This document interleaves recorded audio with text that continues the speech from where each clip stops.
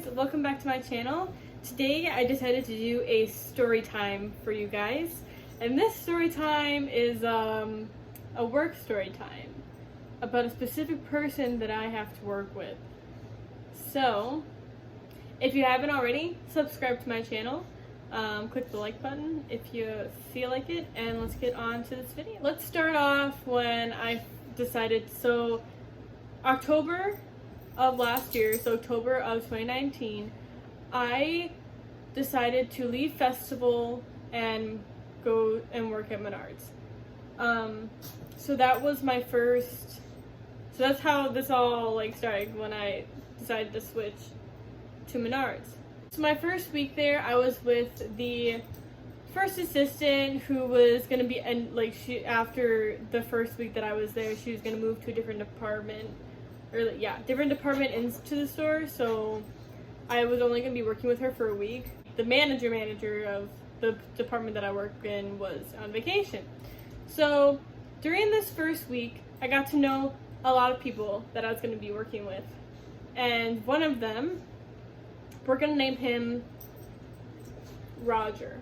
So Roger is about I want to say he's got to be 50 years old. He's definitely older than my parents. He has a lot of physical problems or physical issues, whatever you wanna call them.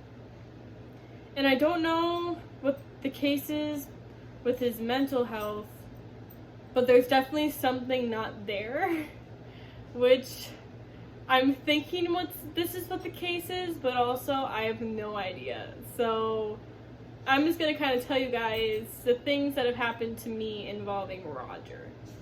So, the first time I met Roger, it was my first week working at Menards, obviously, because that's when I met everybody that I was going to start working with. And I guess the first thing I realized was he likes to tell a lot of stories. He's the biggest storytelling person you'll probably ever meet, whether they are true stories or stories he just made up in his head and feels like he needs to tell everybody. So I don't exactly remember how this conversation went, but we were talking about the Packers and stuff, and watching the games, home games, away games. He was asking me where I watch my games and who I watch the games with and all the other stuff, and I was kind of just saying, oh well, if it's a home game, then me, my mom, my sister will watch it because my dad has to go to work. And then away games, all four of us watch it together. Kind of super simple stuff, I don't know. And then he goes on to tell me that he lives super, super close to the stadium, and that whenever the Jets fly over, him and his family sit on their patio and watch them go over and everything. And it was pretty chill. Until he told me that I could go over to his house to watch a Packer game sometime. And this kind of caught me off guard because, one, it's my first week working there, so I was feeling a little uncomfortable. And two, he's gotta be at least 50, maybe older, and he's asking. Well, I was 18. I just turned 19 a few weeks ago, but he was asking an 18-year-old girl if she wants to go to his house to watch a Packer game. To this day, the scenarios that I've had to deal with, there has to be something else going on, because there's no way that somebody in their right mind would do these kind of things, or say these kind of things, or share these kind of stories. There's just no way. It's just no logical reasoning to why. But I kind of just laughed it off. I told the first assistant at the time before, I was kind of just told her what he said to me, and she goes, oh yeah, he's a big storyteller, he's kind of like that to everybody. So I'm okay, I'm not the only one. Great. As time went on, I was kind of finding out more information about him, the more stories he tells, what kind of stories he tells, what stories people have heard about him. And then it was all starting to come together, because then I was realizing that the stories he was telling me were similar to the stories he was telling other people as well. And I think that was when I first started working, is when I started figuring everything out. And then I'd say 2 or 3 months later, I mentioned like, oh, my boyfriend's bringing me to Disney World with his family for his senior family vacation, whatever, because he graduates from high school next school year. And and a couple days later, he comes in the work and says how he's going to be surprising his daughters with a trip to Disney World. And maybe I'm just overthinking it because I've had to deal with this for like literally since I started working there. But I was kind of just like, wait, I just told you this, and now you're telling me that you're doing the same thing with your daughters. Cool. Remember I think this is probably one of the most absurd stories he's ever told me, but he told me that this was around Christmas time when we had all of our lights set up at Menards, so we were trying to sell all of our lights and everything. So we were talking about Shopko and how Shopko would, like, they had to shut down or whatever. And he was saying how one of his friends bought so many, like, literally, I guess his friend bought out all of the Christmas lights at Shopko before they went out of business. And he put all of them all over his house. I don't remember who. He said he got contacted by some legal company. I don't know. I don't remember what it's called. Whatever. I didn't care enough to pay enough attention to some of the details.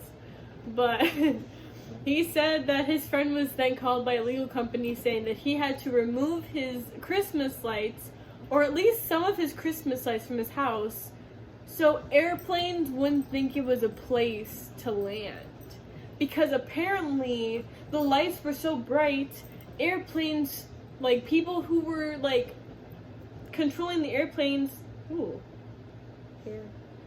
thought it was a place for landing. What? Like, guys, I promise you, I'm not making, maybe these are just crazy stories to me, maybe they're, like, maybe, I don't know, but, like, I promise you, I'm not making these things up. Like, and then he tells me that when he drives up to his friend's house, he has to cover his eyes because of how bright the Christmas lights were and how many Christmas lights were on his house. And I sometimes just have to sit there and laugh, because I really question whether or not these things are true. Like, I really question whether or not the things he tells me are true or not. Like, I can't. It's like, no. Another creepy thing, not so much a story, but a creepy thing that has happened to me recently, I think in the last month or so, actually, this really started happening, was that wherever I would be working, like if I was in an aisle checking inventories, or if I'm upstairs checking the sales floor numbers, or if I'm anywhere I could be in the corner somewhere where nobody can find me, and he just somehow knows I'm there, and he comes and finds me and starts talking to me and telling me all these stories. I don't know how he finds me. I don't know how he knows where I am. But yeah, that's another weird thing. I don't know. Maybe he watches me and watches where I go so he can follow me and then just start talking to me. I honestly have no idea. I really don't know, and it's kind of concerning, because if he's watching me and knows where I am, like I was upstairs literally in a corner, like checking the Christmas lights that were still on the sales floor to make sure that the counts were right, and that if there were things that we need to delete, that we could delete or whatever. All of a sudden I hear somebody talking to me, and I turn around and it's him. Like, I'm upstairs surrounded by a bunch of like grills, And I'm in a corner with where the Christmas lights are, and he finds me and starts talking to me and is telling me a story. I'm not going to say exactly what it was, but he was telling me a very personal story about a loss of a friend and how it was because of the friend's girlfriend, and that he's going to hurt her, or if she ever shows her face again, he's going to hurt her or something like that. Like, I don't know, guys. It's weird. It's really weird. It creeps me out. But I know that I'm not the only one. Because people have had to learn to ignore him and show him that they don't want to listen to his stories anymore. So I think maybe I just need to do a better job of being like, yeah, sorry, I'm busy. Can't talk right now. Because maybe that's on my part. I don't know. But that's, yeah. Ooh, another thing I can tell you guys. So, we got our Christmas bonuses back in, I think, the end of December. Around that time, end of December, beginning of January, we got our Christmas bonuses. And obviously, I had only been there for like less than 6 months. So I only got like $11, which is fine. It's still money, so I'll take it. And I was actually working on this day. He was not. I was working, and it was I think I was like 3 hours out to my shift, and I was like, hey, I'm gonna go take my 15 real quick. So I took my 15, and I used my 15 to go get like snacks and sodas, because I was going to my boyfriend's house afterwards, and we were gonna like do like a movie night thing and just hang out. So on my 15, I was getting snacks and sodas and whatever, and I got in line.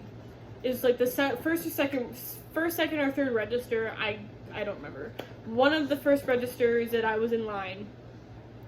And I hear somebody behind me go, "Oh, look, she bought me sodas." And I didn't know who it was. And usually in those kind of situations, when there's just like random old guys that are like, like trying to like joke around, like I take it lightly because I don't know who they are and I don't know them. So I kind of just like, ha ha ha, yeah. Or like I just giggle because it's my way of awkwardly getting through the situation. And then like usually that's where it ends, right? No. He says it again. So I turned around and I was like, oh, hi. 'Cause it was Roger. Ah! And I was so shocked. I wanted to leave. I wanted to get out. Roger decides to talk to me, and his daughter was talking to me. No hate against his daughter. She's done nothing wrong to me. I don't care. I think she's super sweet. But he was like talking to me and trying to get me to talk to his daughter, trying to get his daughter talking to me, like trying to like start a conversation so all three of us would get involved. And I was kind of just sitting there like, nah, dude, like stop. I'm not feeling it. And when I say he doesn't know his personal space, this is the line. This is where I was standing behind the person in front of me. This is where you would think another person would stand, right? You need some personal space, right? He was like right here. You can't see, you can see my face. He was like right here. His daughter was like right here. Like they were totally surrounding me. It looked like we were all in line together, like as a little family, as my coworkers said when they walked by. Because I got back to my desk after I was on my 15, and they were like, oh man, you guys look like a little family. And I was like, I know, because of how close he decided to stand next to me for some reason.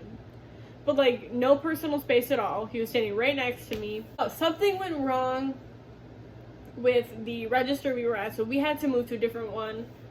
Everyone that was behind, like me, him, like Roger, his daughter, people behind us had to move to a different register so they could get that one figured out. So then he goes, oh, I'll let you go first. And I was like, oh. Like, I was kind of just like, okay. Cool, thanks. Like, I didn't really think anything of it. So I go into this shorter line, and he literally follows me into this line. There were multiple lanes open, mind you, and I was the one that had to get to work. But he decided to follow me to whatever lane I was going to go to. Like, as if I was choosing what lane to go to, and I was choosing for him as well. So I went into a lane further down, and he followed right behind me.